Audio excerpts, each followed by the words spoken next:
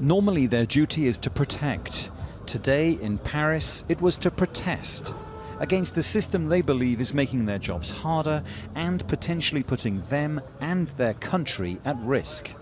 One policeman who chose not to give his name explained why this march of anger had to happen. Our equipment is not adapted to our needs anymore, nor are the working conditions in many of our police stations. Put that all together and throw in the fact that the penal system is not tough enough, and we feel we can no longer assure our own security, let alone that of our fellow citizens.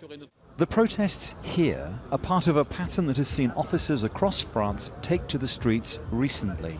The venue that these police officers have chosen for their protest is symbolically important. Place de la République, close to the Bataclan nightclub and to the Petit Cambodge restaurant where the attacks took place in 2015.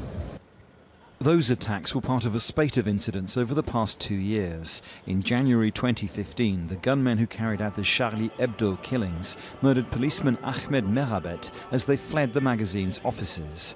The following day, one of their accomplices murdered policewoman Clarissa Jean-Philippe in the Montrouge district of Paris.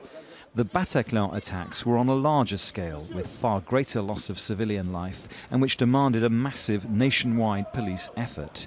A state of emergency has been enforced since then. The tipping point for many of the protesters was the attack on a police unit in Viry-Châtillon earlier this month, in which one officer was seriously injured. Trades union leaders who represent rank-and-file police officers say the government must act now. We expect a strong and rapid response, some firm commitments, and especially something material that we can all see.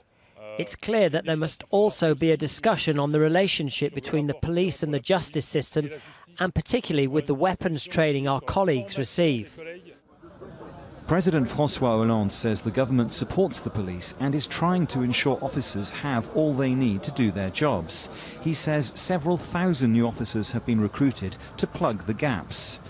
Many of the existing rank and file seem unpersuaded. Dominic Kane, Al Jazeera, Paris.